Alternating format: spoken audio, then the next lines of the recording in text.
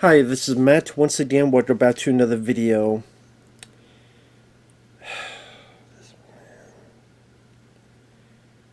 There's some good stuff in this film, but man, this could have been a lot better. And that's kind of the anger part of it, is this could have been a lot better.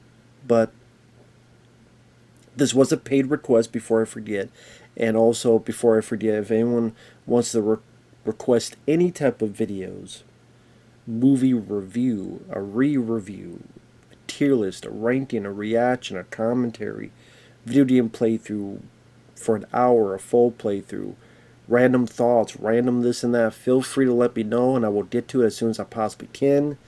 It may take a bit to get to it because I have a decent amount to get to, but I will do it as soon as I possibly can.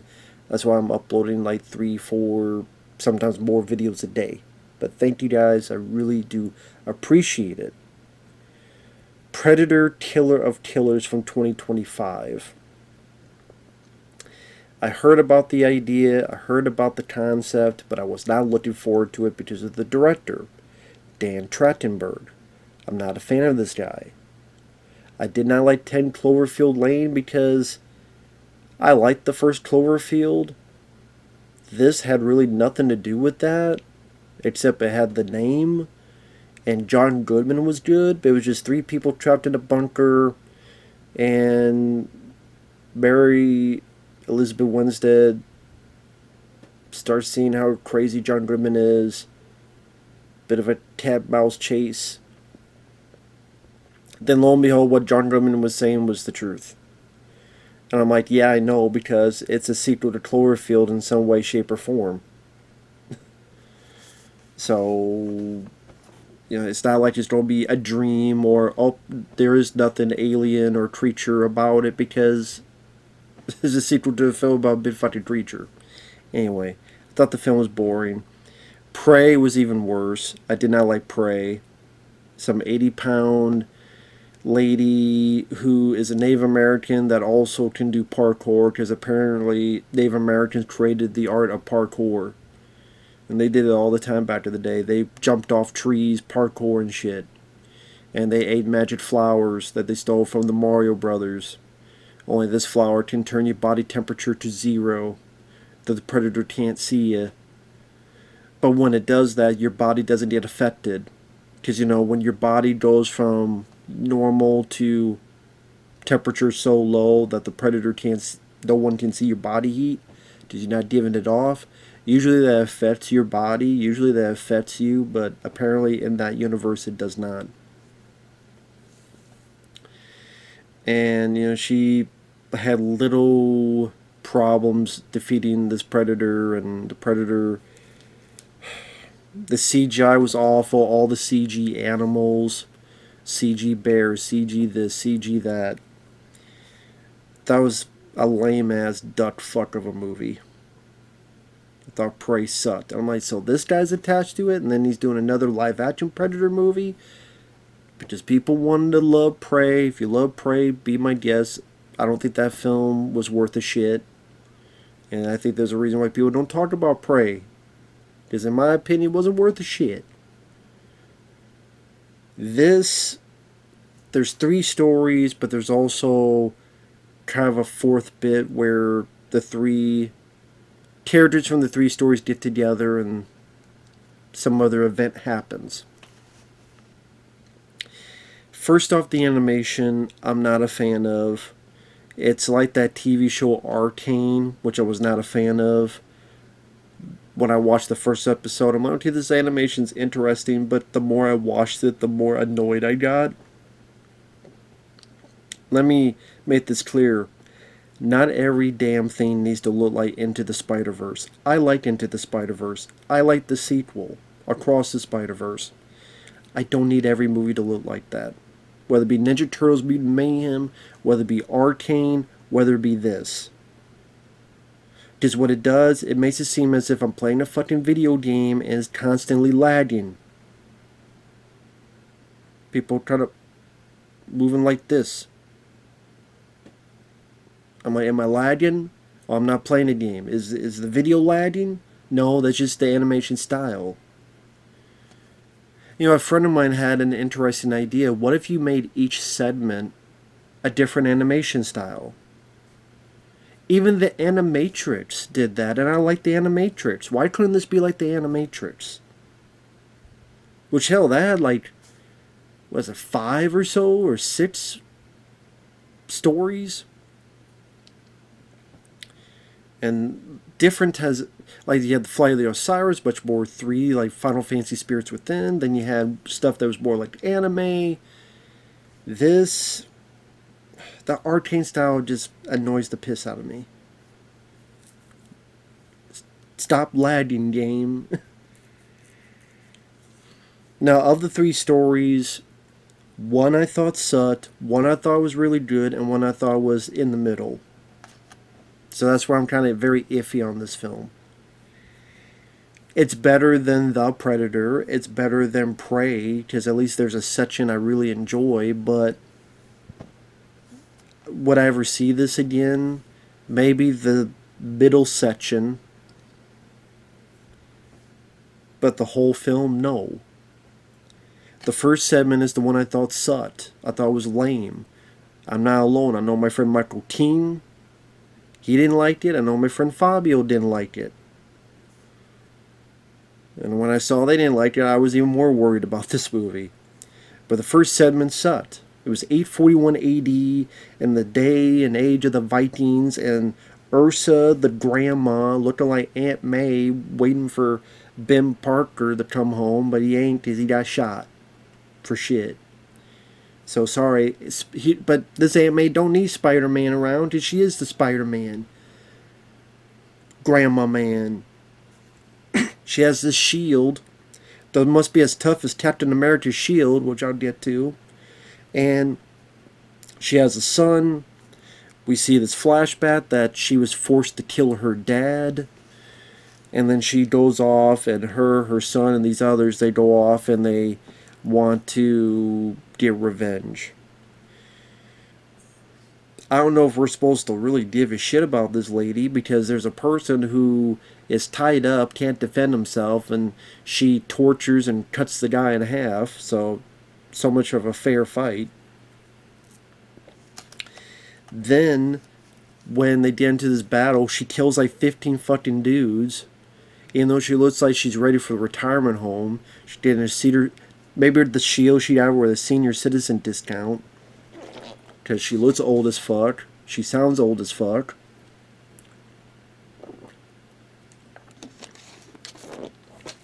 I mean, if this was live action, it would be played by Jessica Tandy.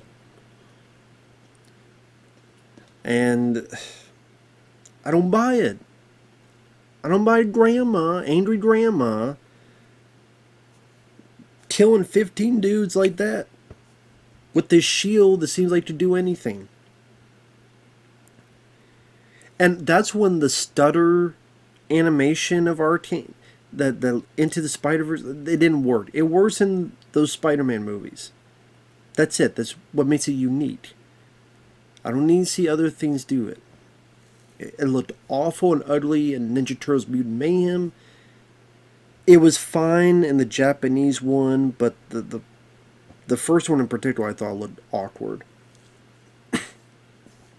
So again, she kills like 15 people. They get to the last guy. He jabbers on. The son cuts his head off.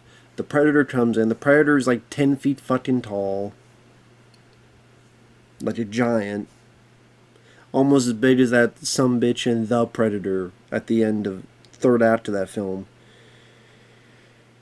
And it's so powerful, it can uppercut someone, and they go like to the ceiling. Like uppercuts, and the human goes up to the ceiling and sticks there.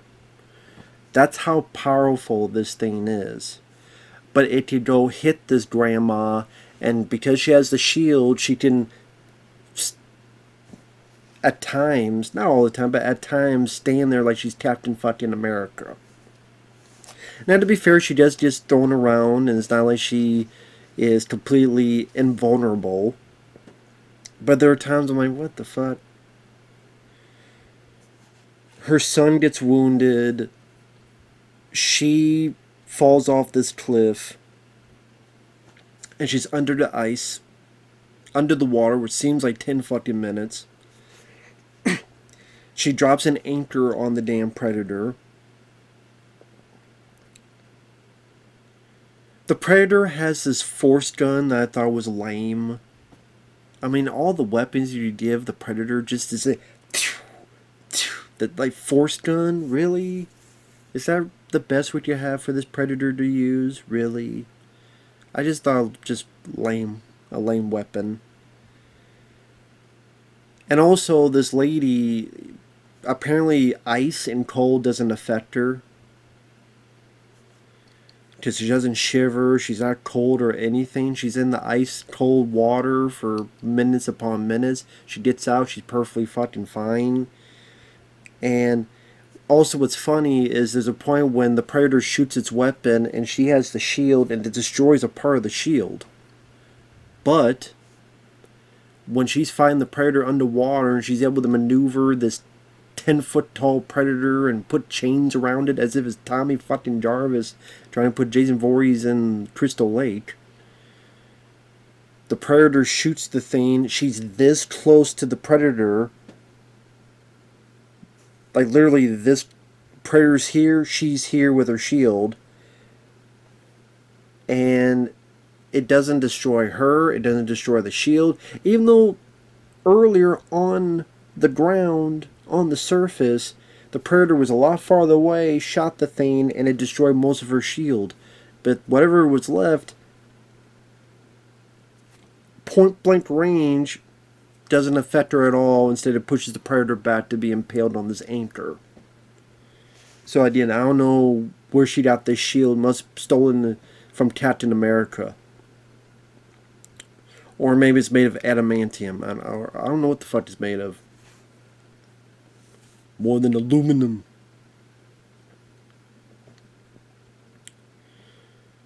I'm trying to remember Marvel. It's adamantium, then what was the other metal? I can't remember. Anyway, she goes to her kid. Her kid dies of her wounds. She's sad. Cut to, she's on this ship with a collar on, and there's another person there. And eventually you find out the three people in each of these stories, they've been captured, and we'll get to that later. So that first story, it was just, it was a girl boss thing. She somehow did all this fantastic stuff, just like the girl in Prey did. So Native Americans know how to do parkour and jump around and do flips.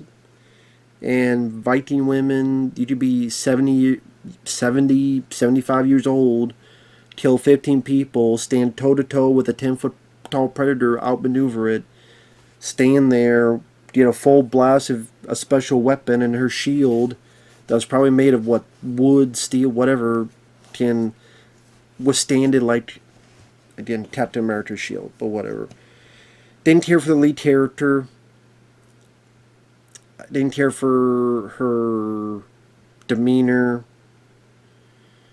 Didn't care about any of the other characters. I thought some of the action was a bit ridiculous, and the animation style I thought affected that segment the most. It's like that was the most I could see the stuttering effect. The second story, the Japanese story, I rather liked. I kind of wish this was its own thing. I really do. It takes place in Japan in 1609. There's these two brothers, and one doesn't want to hurt the other, but the father, the guy, says, I need a successor. You two are going to fight. So the one cuts the other's cheek. That other who didn't want to fight, he feels betrayed, he feels lost, runs away. It's 20 years later. He comes back, he's a ninja, a shinobi, and wants to go after his brother. His brother is a lord right now. So we see the ninja, the shinobi, however you want to word it. He goes in, he kicks some ass, he does some espionage, he sneaks in, does one of those things, kicks some ass, kills some people, and goes to confront his brother. They get into a lengthy fight with swords. At one point, one has a chain, and the Predator's watching the whole thing. What's cool about this is most of it doesn't have dialogue, except the very end. So it told a story with just visuals and action. The story, I mean, it's nothing new in terms of, okay, a ninja wants to brother piss at another brother and wants revenge. But the for some reason the animation style I thought worked better here. I don't know if it's because of the setting. I don't know if they just felt more comfortable with this section. I don't know. Maybe the way the movements were, just something about it looked better here.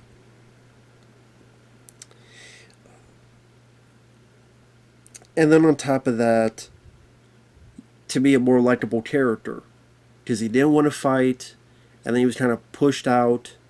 So he wants revenge. You kind of understand his point of view. He wanted to prove to his brother that he was an equal. He wanted to get a bit payback. You cut my face, I cut yours. Maybe that way we could be even. Maybe a bit of honor at stake. But then when his brother's fallen, he tries to help and catch him, but can't. And you see the regret and the hurt without any dialogue. But yet it tells the whole story, and I liked that. And then when a Predator comes in, I like the look of this Predator better. It is using more spears and chains and a sword, not just the stupid force gun thing. So I like that it has a bit more different weapons. It kills some of the other people, guards and such. You see the brutality of the Predator in that. And you see this ninja like avoiding and using his skills to go from one building to another and throwing knives at the Predator, and it's a good little chase. And then eventually you find out the other brother's alive, and the two of them help each other to stop this Predator.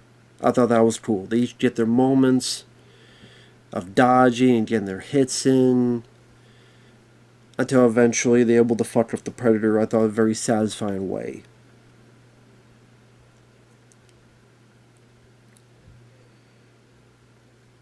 The Predator has this bomb thing and this thing that's like, get over here, Scorpion style. So the ninja's able to use it against it, which blows a bit of the Predator up, but it's still camouflaged. I like this idea. You see the two brothers, you think they're going to duel again. They go, but you realize what they did was they cut the Predator into pieces and helped each other. And then our lead watches the other and is there for him when he dies, and they share some words. And a nice sweet ending. Sweet in the fact of is like tragic, but it fit the tone of the story. And you find out that lead ninja, he's been captured, and now we get to the third story. I just should have mentioned spoilers, but yes, spoilers. So the first story I didn't like. The second story I thought was really good. This I'm in the middle of. Because you have this guy who is a Latino. It's 1941, and in World War II he's been drafted. He goes in, and he's kind of a pilot, but he's more of a mechanic, and he's grounded. The captain is Michael Biehn. Yes, Hicks, Michael Biehn. But I don't know why they give him, I kind of wish they gave him a bigger role, or why wasn't he given a main role? I think that would have been cool. Now, I like the idea where during these naval maneuvers during World War II, a Predator is in his own spaceship shooting down fighter planes. So that's kind of his way of combat. I'm like, okay, that's a bit different, it's a bit unique. We haven't seen that done before. The lead character was there. I could take or leave him. And that's when like there was some interesting stuff,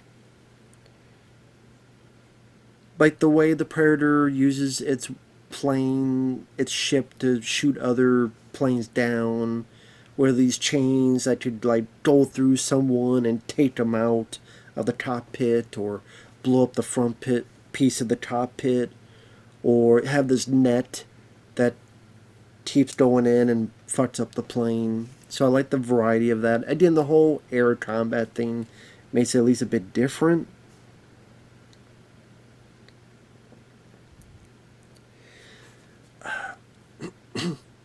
But like the lead character, again, I was just kind of iffy on him. I didn't really get a sense of him, and it seems like some of the mechanical things, like he could be outside of an airplane, on a wing, it's flying nice and tidy, and he's able to kick the engine off. Michael Biehn sacrifices his life to save the kid. He has the idea to go up because he realizes they hunt by heat, even with the ships. So something about going up, so it cooled the plane down, then goes down. It was hard for me to buy some of the stuff this kid was doing. It was a bit of a stretch, bit of a big pill to swallow.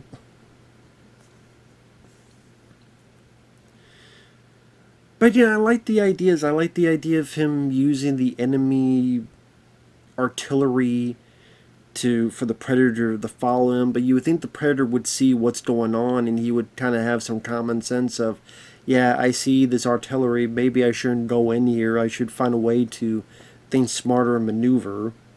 But apparently not. And pretty much it ends with he thinks he's home free. The Predator ship is damaged from following his ass. He kind of eggs it on to shoot at him. When he does, he puts like a parachute, which somehow flips the plane, and he digs into the water. And then I don't know how he planned this. Then the thing like went in like a 360, and there was a bomb thing, and it hit the Predator ship. I mean, I don't know how the fuck he knew that was all going to happen, but good on him, I guess. Then later on, he gets captured. So then did you get to the last bit, and I didn't give a shit about this last bit. I would have actually just preferred a fourth story. I mean, whether it take place like in the future, like really, really in the future, or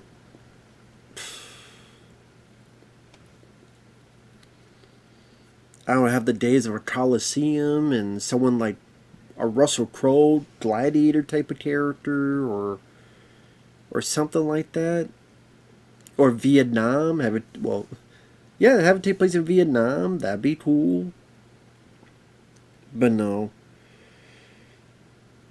Instead, the Predator, the group of Predators, they brought these three to this area on this alien world. So I guess they're taking a piece from Predators with Adrian Brody, which I always screw it up that I keep thinking Predators takes place on the Predator home planet, and it doesn't. It's a game reserve, but we're the game. Because I thought, oh, maybe it's their world, but then like we have game reserves on our planet, so maybe the Predators would have it on their planet too, but apparently it's just a different planet. So, but anyway, the reason these three are brought here is that they're supposed to kill each other, and then whoever wins, the Predator fights. And I'm sitting there going, is that really what Predators do? I did maybe want to expand on stuff, but I thought like Predators would be like, no, I want to fight each one and see that I'm worthy.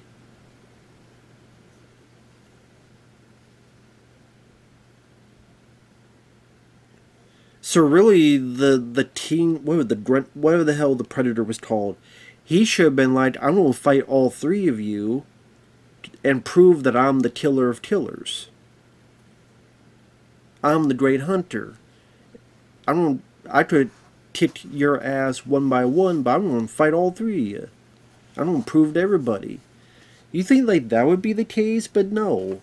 So it's just weird to have the predators go, you fight each other, then I'll pop in. It just, I don't know, just something about that doesn't seem like Predator to me. At least, I don't know. Not with the films I grew up with. Well, they're doing something different. Well, okay, I get you. But I just wasn't my cup of tea on that front. The different environment, like the Japanese, the feudal Japan, I liked. I like the idea of an anthology and different timelines. But I don't know, just that last bit. And then pretty much like the Viking lady's a bitch. The ninjas like, hey, we need to work together. The mechanic, there's a language barrier, and he's like, we need to work together. But the Viking bitch is a bitch. More reason as to why I don't like the character. So she's gung-ho to try to kill them. You think the mechanics... Oh yeah, then... The Predator unleashes this fucking... Looks like the Rancor from Return of the Jedi. I agree with a friend of mine who said that. I'm like, why is this a thing? Why would the Predator need that? Wouldn't the Predator want to fight the humans on his own to prove it?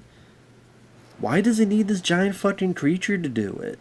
This ain't fucking Star Wars. And that's what I mean. That really did seem like It felt like Attack of the Clones. Where you had the Coliseum with all the bugs watching, and then Obi-Wan and Padme and such, and Anakin are there, and then they start unleashing these monsters, and they have to go fight it or ride it, and whatever the hell. That's what it felt like. It's fucking Star Wars. Which is ironic because the new Predator live-action film looks like one of those Star Wars TV shows. It does not need to look like Star Wars because it's Predator. It's its own thing. It doesn't need to be a Marvel movie or a Star Wars movie. It needs to be a Predator movie. It has its own fucking thing. Okay? Don't try to be like fucking Star Wars. With the way Star Wars sucks nowadays, that'd be the last thing you want to do. Honestly.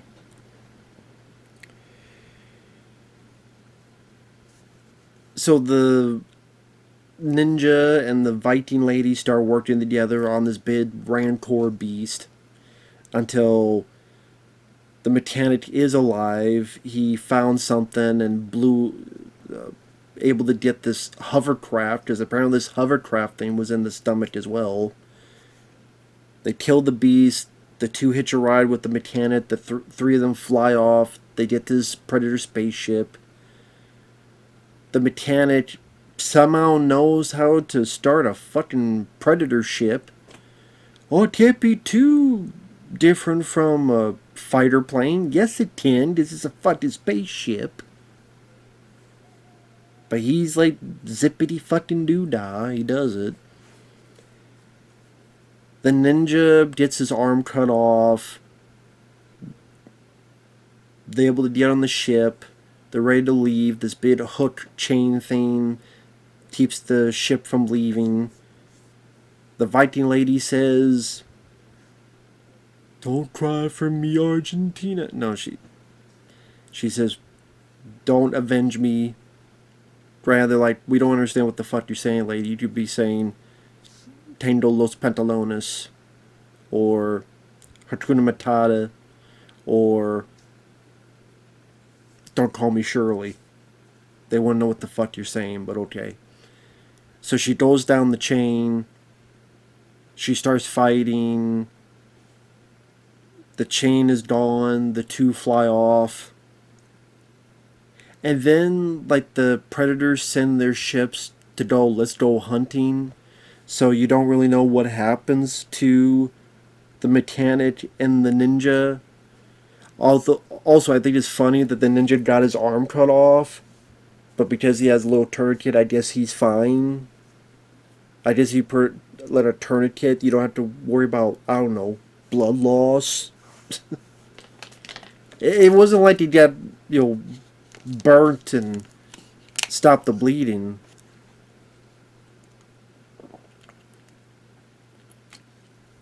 Okay. And this is what really soured me on it too. So the Viking lady, I guess, got knocked out. Whatever, is put into the freezer and passes by another person in the freezer, and it's the chick from Prey, the 80-pound Native American lady that loves her parkour and eats magic flowers. And I'm like, fuck you. Fuck this shit, Dan Trachtenberg. Hey, remember Prey, guys? Yeah, I like to forget it. And you just reminded me of that piece of shit. With another piece of shit. Maybe not as bad smelling because that story I thought was good. The World War II story, I think if Michael Biehn and his character was the lead, I would have been more intrigued by it. Like, have him be the lead. Like, have him be the star of that. I don't get that. You get Michael Biehn, and we go, let's use him for a little bit and kill him off.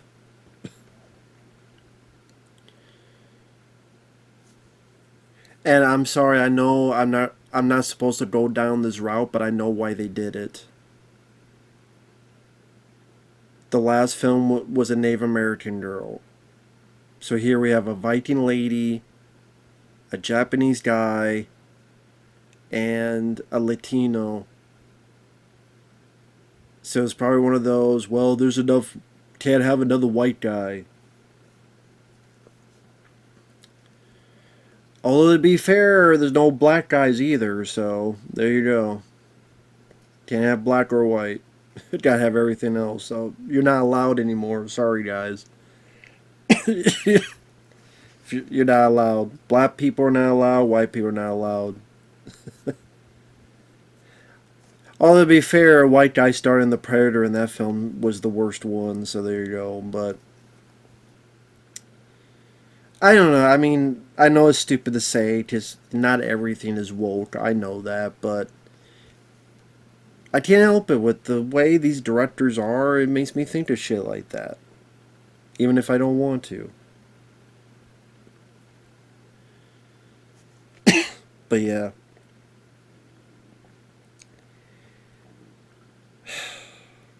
I just didn't give a shit. I didn't. The first story and the last whole bit with wannabe Star Wars, you know, those are your bookends, and it doesn't start off that great, doesn't end that great. It's like, you know, other anthologies. If there's only one story you really like, does that make it a good anthology? Because again, the World War II stuff was there, it was okay, but then this other stuff I didn't care for. The animation style is not my favorite. It really reminded me of that Arcane cartoon, which I was not a fan. I know people love that. Teach their own. And I just think the animation style, they said Spider-Verse, it worked. That's the exception. It doesn't need to be the rule. Because I think for the most part, it looks ugly. And honestly, at times hurts my damn eyes watching it. That, you know, that type of thing. The music, the only time the original music it put in was kind of mediocre. And then when it got the classic hits of Predator, that's the only time it got exciting music wise. It shows they can't do a great job doing original music nowadays.